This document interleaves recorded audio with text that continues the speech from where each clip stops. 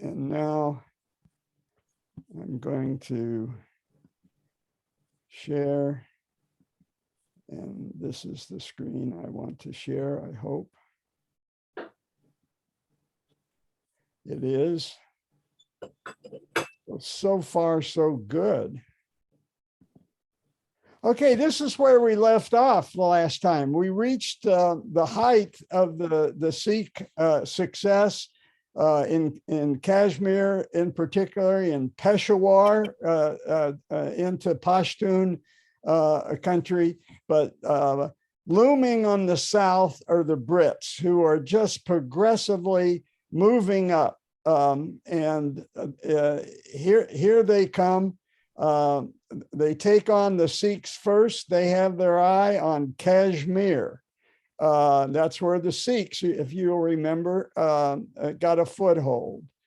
And so there's a few big battles, but eventually the British prevail. And the interesting thing that happens in the second big war is the Pashtuns were teaming up with the Sikhs, who had taken Peshawar away from them. Why would they do that? So it seems like Asians against Europeans, if you have to pick sides. But the Afghans weren't really good allies to the Sikhs, and they abandoned the field. So I'm going to finish the story of the Sikhs, okay? I do this periodically. I could cut off in 1846 and go up and pick up the Pashtuns, but I'd rather finish the story of the Sikhs. First of all, to answer Shigeko and Carol's question, but I hate to interrupt, and I don't want my presentations to be too choppy. So we're going to finish the Sikhs. And as I said, they collaborated with the British. Just like, if you'll remember, in Kashmir, the Hindu Raj there, they spied for the Brits against the Sikhs. So the Brits have a way of getting people they conquer to then collaborate with them. And the Sikhs are an example of that. So the Brits continue to expand, and you can see the difference by 1857, they've really expanded into the northern territories. Here's Afghanistan here. By then they've had some contact with Afghanistan, and when we go back to the Pashtuns, we'll see what that contact was. But we're finishing the Sikh story. So and you can see in particular that the Brits have come down along the coast all the way to Gujarat. So now in 1857, the Indians finally say enough, and the Mughals make their last stand in Delhi. Southern India is quiet by then, and the Sikhs are now on the side of the Brits.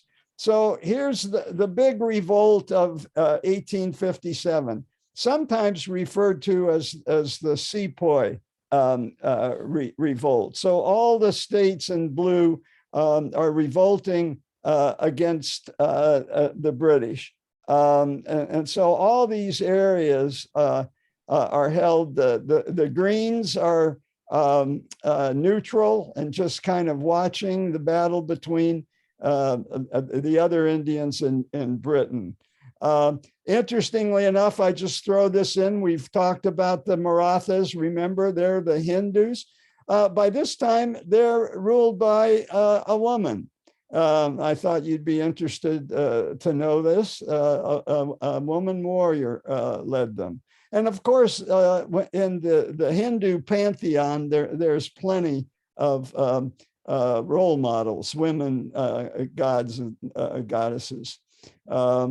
All right, so the Brits are fighting that group, but they have loyalists who are sticking with them. The Sikhs and some of the Kashmiris being among those loyalists. And we had in this country our revolution, and the Brits were able to retain loyalists to the British Empire. They were all forced to move to Canada, as we know. The Pashtuns were one of those people that for the meantime remain neutral. You'll be hearing about Dost pretty soon. But the British said, well, you're neutral. Why don't you come and fight with us? So here the Pashtuns had been fighting with the Kashmiris against the Brits.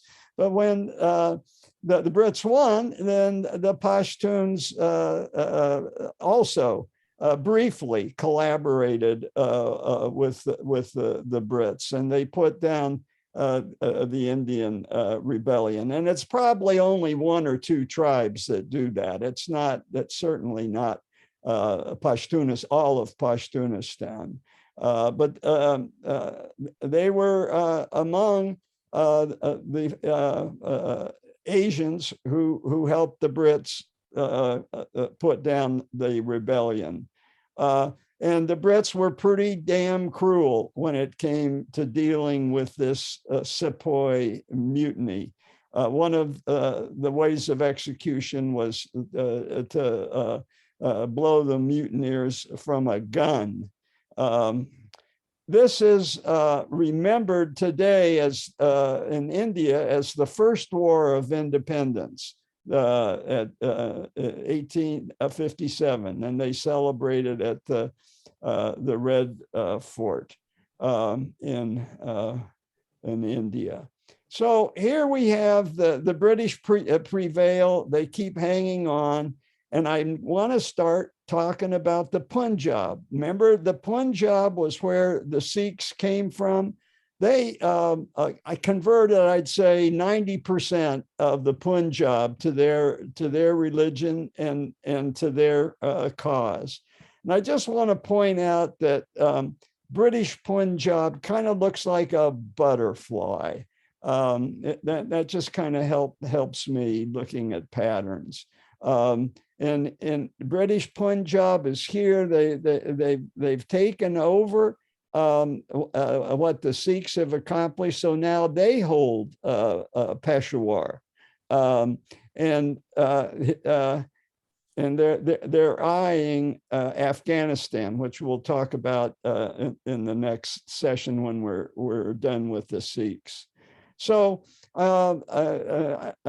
here's a Sikh woman. We remember I said that one of the differentials between the Sikhs and the Hindus, the Sikhs said we respect women's rights, and obviously the Hindus are a little sketchy on women's rights, especially when they practiced making the widows die with their dead husbands. And in addition, of course, they were monotheists and they were anti-caste. So it's a pretty good combination that the Sikh reformers wanted to do, and it was good for women. And one of the Sikhs was a prominent suffragette, and she was the granddaughter of Ranjit Singh, who we talked about last time, who was like the George Washington of the Punjab, where he made them into the Sikh Empire. So this is his granddaughter leading the way. I want to, now that I'm talking about women's rights and the difference between Sikhs and Hindus, I want to just say I've learned some new stuff about women's rights in Pashtunwali, and especially compared to the view of women from pure Islam, not Wahhabi Islam, but mainstream Islam. And the interesting question now, of course, is what's more important to the Taliban? Pashtunwali view of women or Islam view of women? And of course, they shade to Wahhabi view of women, which is going to be pretty close to Pashtunwali. But Pashtunwali and Islam are similar. There's polygamy. There's a banquet during marriage. The women wear the veil. There's strict rules on women entering households. Divorce is allowed, but Pashtun women have much less say in seeking divorce. They are different in the way property and inheritance is handled. Pashtun women are at a huge disadvantage compared to Islam. You remember Muhammad improved the inheritance rights for women in Bedouin culture. And they are different in terms of seeking consent of women for their marriage. Pashtun women have less of a say in who they're gonna marry. And Pashtunwali is very severe on adultery and allows honor killing. Bride price, consent in marriage, they're stricter. The Pashtunwali is stricter. Adultery, honor killing, and it can be on the basis of mere suspicion, or a woman having a friendly relationship with another man, very jealous, very possessive, and bride price. Forced marriage exists, but it's said to be rare, whatever that means. And then the divorce, less rights. So when I was looking at Sikh women and the privileges they have and the rights that they have, it just seemed to me I needed to go back and do a little remedial work on what I've discovered about the Pashtunwali and strict Islam. That there are similarities, but there are differences. And I'll file that, and we'll bring it up at some point when we do a grand summary of the Pashtuns, which I can see now on the horizon. We're almost there. So the other thing with relationship to the Sikhs and the Brits, the big turning point where the Sikhs say, you know what, maybe we're on the wrong side. We're helping the wrong team. It was one big event, and we all witnessed it when we watched Gandhi, the movie. It's 1919, and there's a massacre in the whole near the Golden Temple in Amritsar. And this changed and swung the Sikhs away from the Brits and to join Gandhi in his revolution. And what happened, you'll remember, this is from the movie. There's a mass meeting. There is a Sikh. He's a rebel Sikh, and he says we should join Gandhi. We should stop helping the Brits. and he's preaching to a Sikh crowd. This is 1990. Gandhi has not got much traction yet for his peaceful resistance against the British. And in comes General Dwyer. You'll recognize him as he's a well-known character actor, and we've seen him in a lot of masterpiece theaters and stuff. But he plays a hard-nosed a British general, and these are his Gurkha troops. Who are the Gurkhas? They're from Nepal, and I think we've run into them a couple of times before. But if the Sikhs collaborate with the British and the Kashmiris do, the Gurkhas are all in on serving as the military wing of the British Army. And here they come, they confront the crowd. General Dwyer says, fire, and boom, here's the beginning of the massacre. And this is the occupation problem. You're always going to have outliers. Any occupation, the Brits are horrified when they hear what General Dwyer has done. And there's a hearing, and that's in Gandhi, where he is forced to give his testimony and what the hell he was thinking. But this is not unknown to us, the risk of occupation. The My Lai massacre in Vietnam, the Abu Ghraib atrocities in Iraq, not unknown, and we are prone to it just like anybody. And so Dyer, even as they try to climb a fence to get away, he directs the Gurkhas to shoot them. No wonder the body count was so high. So Gandhi's going to win, and he is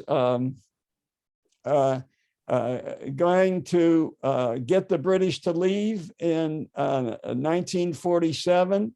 And there's going to be a partition, as the movie handled. He did not want partition. He wanted there to be one India with Muslims and Hindus continuing to try to get along. But the Mughal oppression of the Hindus had been for too long, and too much animosity had been created. So that was not going to happen, as Gandhi very painfully learns. So the Punjab, here's what we're talking about, right? This is the Indian part of the Punjab. This is the one butterfly wing, and the other butterfly wing is in Pakistan. And you can get an idea. It's not a huge territory in the scheme of things, but because the Sikhs are right in the middle of it, it is a tension, a point of tension that could spiral out of control between these two nuclear powers now. And so this is after partition. Here's the Indian part of the Punjab, the butterfly wing. And this breaks the color coding down to the green is Muslims, the pink is non-Muslims, and I'm sorry, yeah, non-Muslim, but I think this is the strong Sikh areas of the Punjab.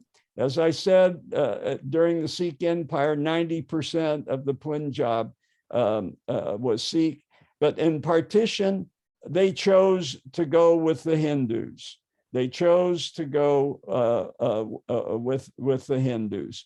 The Mughals had oppressed them too hard. You remember how the Mughals executed two of their guru holy men that had written scripture in their holy book. So that was not forgiven. And when the Sikhs had to make a choice, they all moved to India, Punjab. And notice that this is Amritsar, right in the middle of this. So this is the central point, the Holy Land for the Sikhs, and the Indians kept that.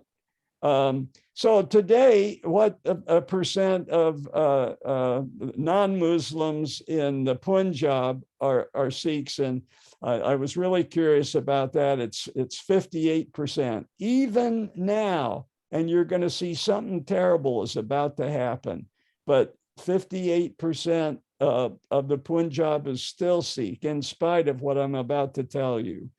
I pointed out that one part where Amritsar is, that kind of is right on the border between the Muslims and the Hindu. And as with any ethnic group or any religion, they want autonomy. And so within India, within the Punjab, they're saying, give us Khalistan. So you remember Khalsa was the warrior code that was dreamt up in 1699. So they want to name their semi-autonomous proposed freedom zone Khalistan. And it's still a thing. There are still extremists that protest and want it, a homeland for the Sikhs. So it became a separatist movement, and the protesters occasionally would get out of control. And just like in every conflict, it's the extremists who set the agenda by doing something extreme. Some of these protests for Khalistan got out of control. And during the agitation, Indira Gandhi cracked down on them. She cracked down on the Sikhs to the point that the Golden Pavilion was invaded, and there were huge casualties in Amritsar. So now, instead of the Brits killing Sikhs, it's the Indians. But you remember that the tradition has been for the Sikhs to be in support of the Hindus. So her bodyguards are Sikh. Because why? They have this military tradition, Khalsa. And so who could make you safer than these Sikh bodyguards? It's just like the Pope having Swiss bodyguards. And so in retaliation for what she did to the Golden Pavilion, 2 of her bodyguards turn on her and kill her. And as a result, 17,000 Sikhs were killed. And this all takes place in the anti-Sikh riots of 1984. And that is the sad story. And that's why the Punjab is only 57% of our Sikhs, as opposed to 90%. And it's why we have Sikh temples scattered throughout the Bay area. And this is 1984. We're skipping ahead. We're almost at the end of the Sikh story and the atrocities, 17,000 casualties. Nevertheless, there's still in Amritsar, Khalsa college reinvented itself. But I just want to spend just a second now on looking at the butterfly again. And this is now a point of conflict, Amritsar, between the Muslims and the Indians. This is one of the points where something could go wrong. a miscalculation. And we know the other parts are Kashmir, and by gosh, Pashtunistan is one place where there might be a miscalculation, and we'll be getting back to that shortly. And so the main ethnic groups in Pakistan, I'm just focusing on Pakistan, and we're just going to look at the new view. Here's the Punjab, 58% Sikh. No, not in the Punjab. This is Pakistani Punjab. On the other side is India Punjab, the other side of the butterfly wing. That over here is 58%. Hardly any in Pakistani Punjab. Here's the Pashtuns. We're going to be returning to them quite soon. They're the star of the show, but we've been doing a sidelight. And Baluchistan, the Sinds are also an important contributor to the ruling class of Pakistan. Just to put it back a little bit into the Pashtun context, this is just looking at where the Pashtuns are. And the Pashtuns, of course, spill across the border between Afghanistan and Pakistan and Afghanistan, as we've discussed many times. This green swath in Afghanistan provides over 50% of the population of Afghanistan. And this green swath in Pakistan it has an equal number of people, but because Pakistan's bigger, it only supplies 15% of Pakistan. And you'll remember that the idea of Pashtunistan was inspired by the Roshani movement, they were Sufi, after the Mughals had defeated the Pashtuns. This was back in the 1700s. I'm just reviewing a little bit. But Pashtunistan, the concept is still alive today, and we'll see it goes through a bit of evolution. I just wanted, before we return to specifically to the Pashtuns and Afghanistan, the possibility of a nation, I just want to review who the players are in this. We've talked about a lot of people, and I've kind of bunched them together in clusters for a scorecard. Like when I went to a baseball game, my dad told me you can't understand the game without a scorecard. So I'm using the red color for violence that I've used before when I talk about how civilization is layered. And at the very bottom is violence and warlordism and the security. And it's the Pashtun tribes that are the default. They live in a mountainous country with mountainous passes, and it's easy for warlords to be dominant. The next cluster is religion. The Pashtuns at one point were Buddhists.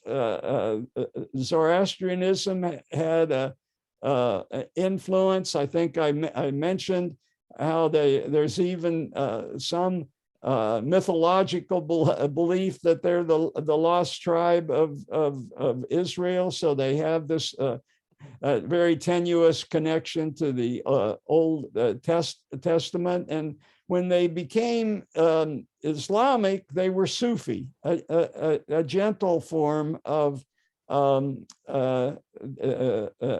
Islam. And that's what Roshan was, if you'll remember.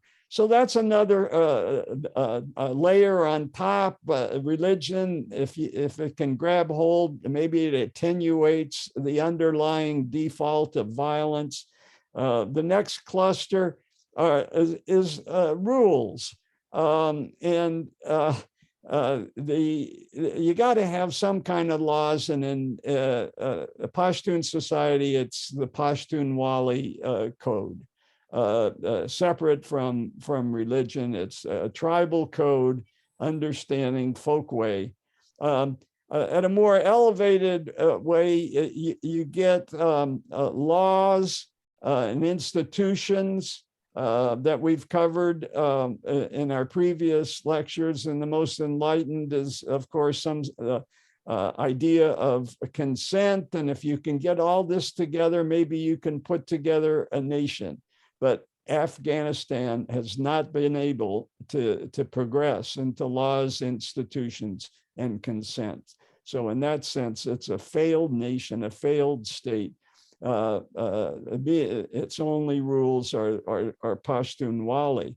So external influences. So I'm just talking about up till now the internal factors that have helped define Pashtun society. But here are the external influences. Some of these are kind of passive. Alexander wandered through and left some ideas. The Kushans, the last of the Indo-Europeans from the steppes, they're the ones that introduced Buddhism. The Persians, we've seen them encroach from the West. The Shia religion, beginning in the 1500s, sent the Persians on a mission, often across into the Pashtun territory. And the Altaic players, the Turks and the Mongols, who came down from the steppes more recently than the Kushans.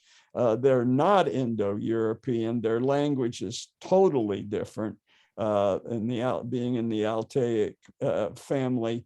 And then obviously always the Hindus and the Sikhs from the south. They never controlled the area of Pashtunistan, but they certainly influenced, and they took away Peshawar. And British Hindustan certainly, as we're going to see, encroached a lot. The invaders, the Sassanians at the time of Christ, we've talked about the Persians and the Shia. These are explicitly the external influencers that came more violently. And the Tajiks, you'll remember that Babar combined. He had a Mongol mother and a Turkic father, and he started the Mughals, a combination of the two. And the Mughals held significant power for 300 years and lasted another 100 years beyond that, roughly. The Uzbeks briefly, but only in the northwest part, and the Punjabis, mainly the Sikhs, encroached. And as we're going to see, the Russians and the Brits, they play the great game. And most recently, reason we're talking about this is America's failure in Afghanistan. Throw in other players. The Wahhabists are having a huge influence as we speak, and had historically, particularly today, on the Taliban. The Sikh reform never made it. There were Christian parts of Afghanistan, but very few. Hindu religion never really took hold, but we're going to see that there were Hindu missionaries in Pashtunistan that led the resistance against the British. And then the Shia and the Deobandi we've talked about. Coming down to the wire, the last outside influences was our attempt to promote democracy. It was the Russians' attempt to promote not just socialism, but frank communism. And surprisingly enough, communism took hold in Pashtunistan after the success of the revolution in Russia. So there was an element, and we're going to see it played a role when the Russians came. And then the Sharia, a global caliphate, all these are Islamic notions. And then finally, there's just greedy folks that wanted to get through the Khyber Pass. The Russians were going to understand, always wanted to get to a warm water port, and that's why they'd been pushing south since their great victory over Napoleon. China is very interested in the minerals and mines, and they made huge investments in Afghanistan while we were there. The last 20 years, we were providing security and police services as Chinese engineers moved in and started developing mines. We'll talk about that.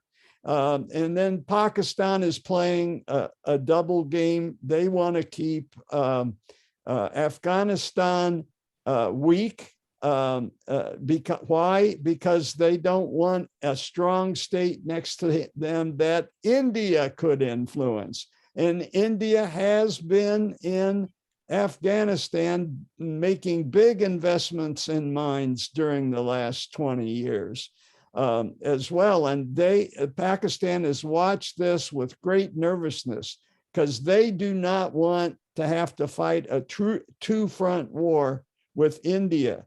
So their double game has been to constantly undermine anything that would contribute to creating a Pashtun state.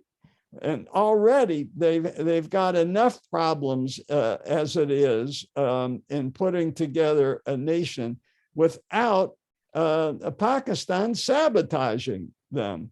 So these are all the factors, and when somebody tries to understand what's going on in Afghanistan, it's difficult. It's difficult. This is all these pressures are weighing on Pashtunistan, keeping them from pursuing a coherent path forward. There's all these influences. Pashtunistan now is in Pashto, now referred to as Pakhtunkhwa, and I'll tell you why later. So now I'm going to come back to the Pashtuns.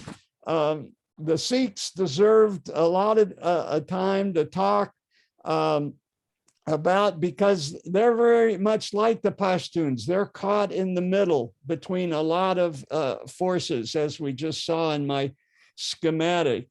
And one of the big problems with the Pashtuns is their tribalism. Their warlords are able to maintain control of areas because of the geography, the mountains, the mountain passes. And so in 1818, the Durrani Empire, which had been going on for 70 years, broke into 4 pieces. It has become, Pashtunistan has become, along with Kashmir and Amritsar Sikh territory, the 3 tension points between 2 nuclear powers. And these powers have a strong religious underpinning. They're not theocracies.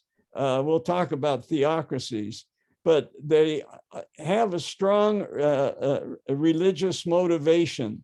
Pakistan, that's how they were conceived. They were split along religious lines, Muslims versus Hindus. Very, very worrisome. So to get back to the Duranis, the Pashtuns, they were in charge, and they made Peshawar their summer home. The Sikhs took it away in 1823, and the British will take it in 1845 away from the Sikhs. So what happens? Who gets the power when the Duranis fade away?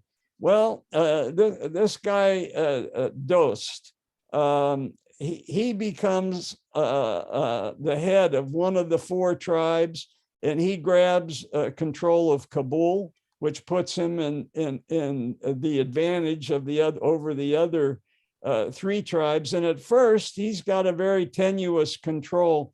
So he plays conservative. He doesn't want to provoke the British.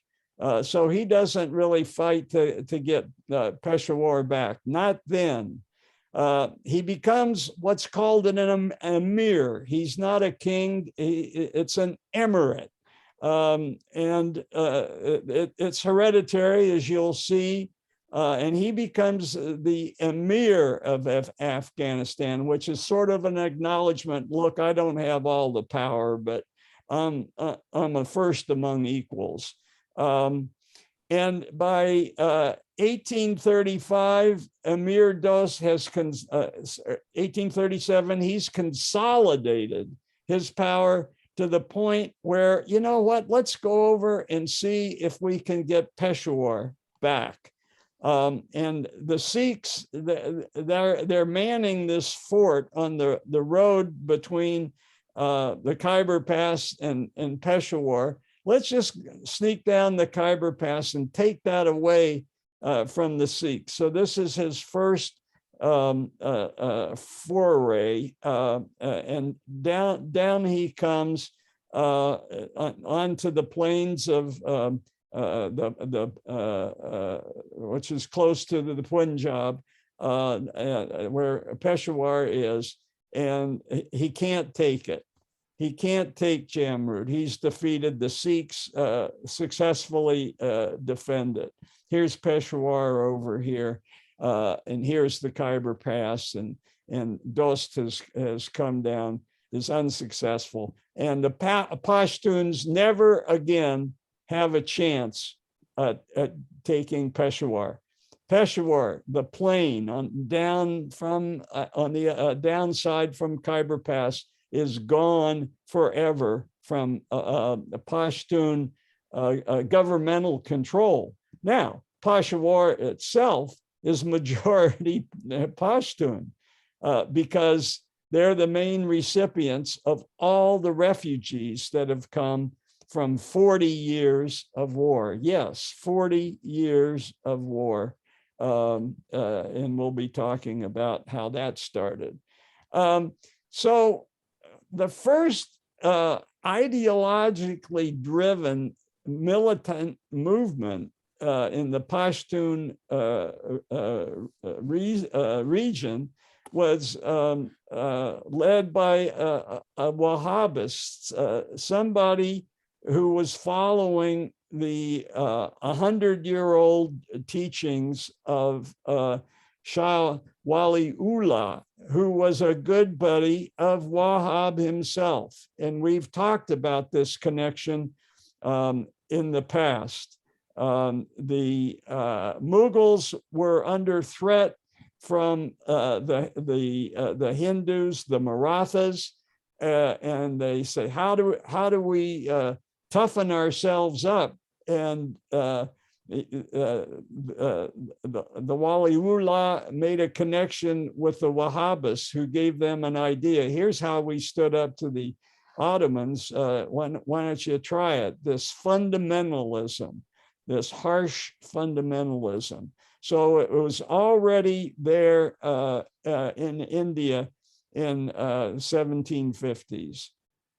But the Pashtuns initially rejected this kind of fundamentalism.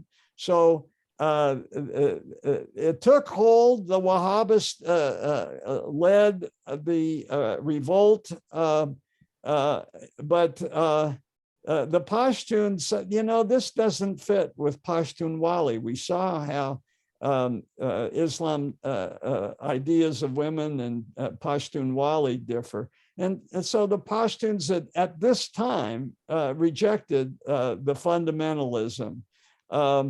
And it especially was made worse when the Wahhabis tried to give the clerics the tribal power instead of the traditional tribal leaders. And that backfired. And the Pashtun says, no, don't interfere with our tribal governance. That's a bridge too far. And so the Indian zealots who had influenced some Pashtuns with their Wahhabist philosophy had to leave. I want to talk a little bit more about Dost and his two successors in the Emirates. And I think this is probably going to be a good place to stop.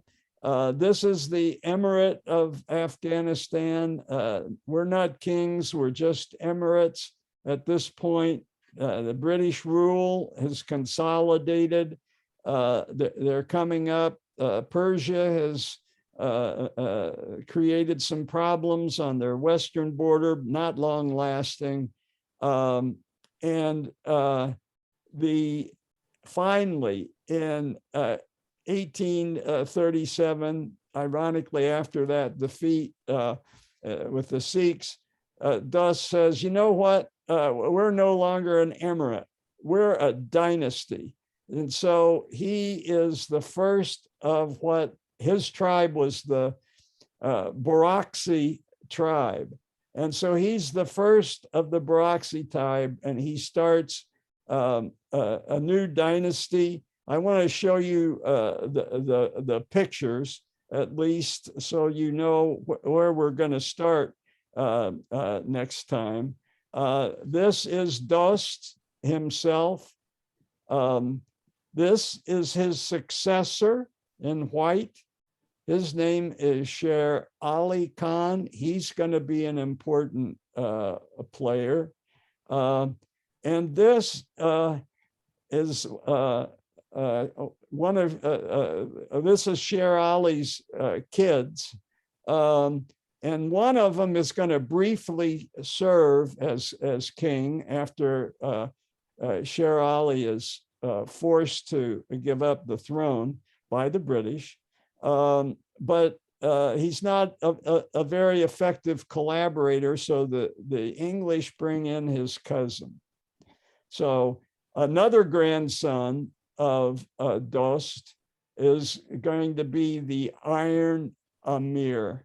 And so that's the setup. You'll get to know these three kings from the Baraksi dynasty, the first three in detail next time. So that's where I'm going to stop and ask if you have any questions. That's a lot of stuff. Yeah, it really is. I forgot what happened to Indira Gandhi. How come she attacked the Sikhs? Because they were protesting for a radical group was protesting for making this area around Amritsar a semi-autonomous state. And the protests were getting out of control. Extremists control the debate. We've seen it over and over, particularly religious extremists. The thing that has made Israel so unstable has been acts of terror by extremists.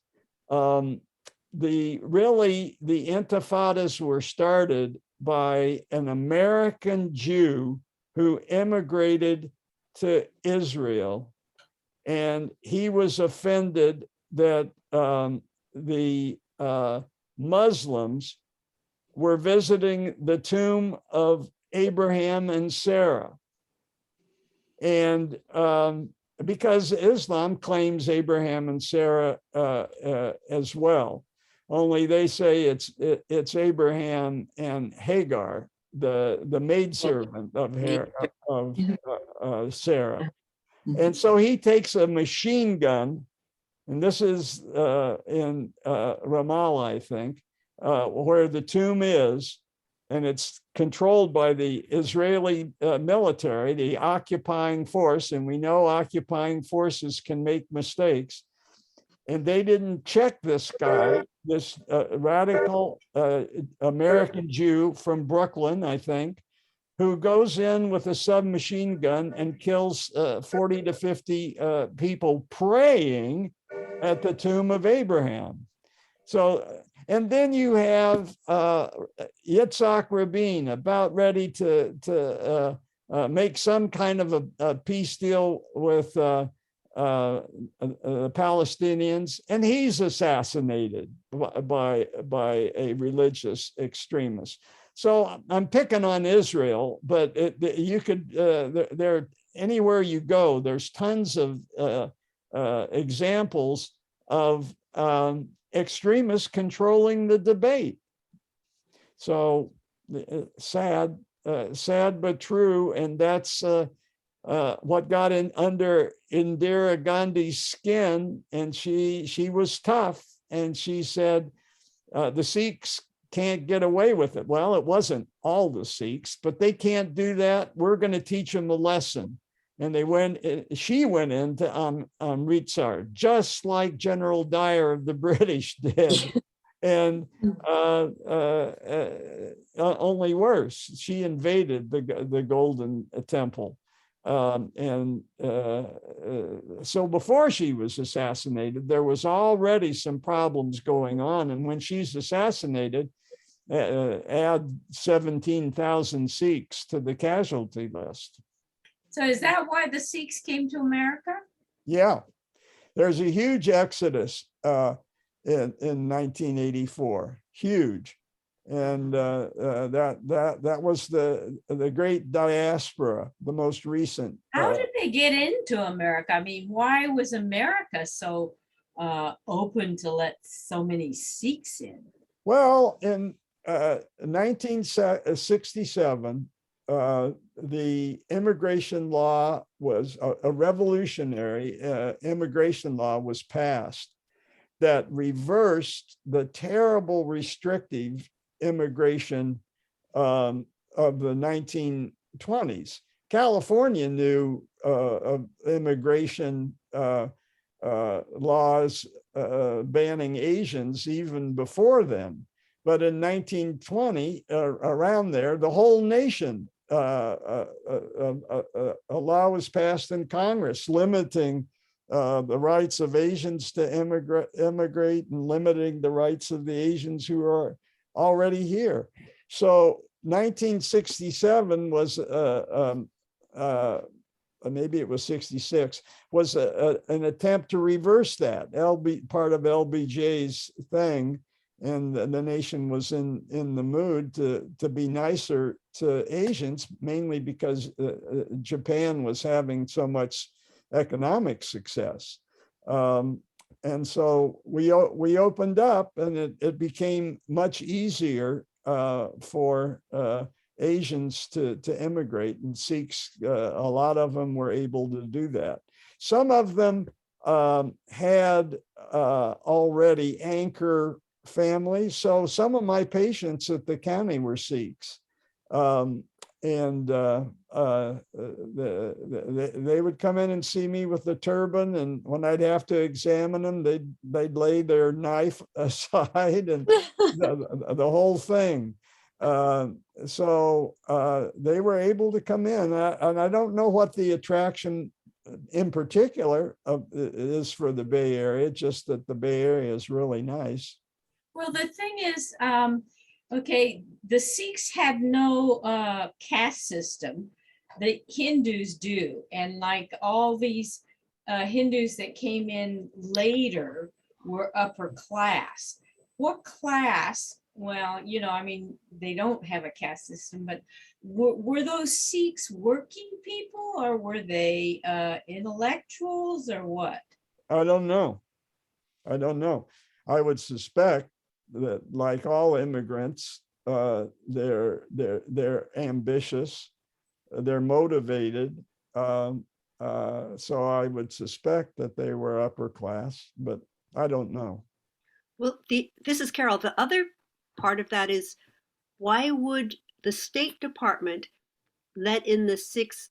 Because they're fleeing from India, and wasn't India still a pretty important ally? I think at that time, Pakistan was closer to us in our foreign policy, if I'm not mistaken. I'd have to go back and review that, Carol, but I don't think India was still being ruled by Nehru, who was a socialist. Oh. And I think he was close to the Soviet Union. And for that reason, we had swung to Pakistan. Uh-huh. That's so interesting. Yeah. Thank you. This is fantastic. Yeah, it was very good. All right, thank you. Well, I enjoy it more than anybody. Getting to know the Sikhs has been a real joy.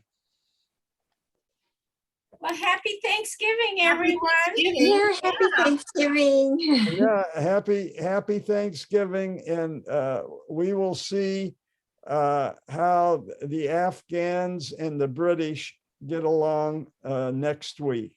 No class next week. No, we're having a class. We are. Yay!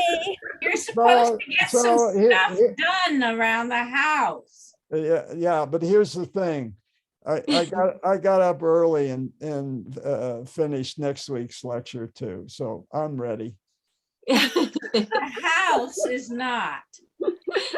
I know, but I couldn't go and straighten up the house this morning. You were still asleep. Thank you, John. Thank you. Good luck, Aiko. Oh my God, I've been taping this argument. Oh,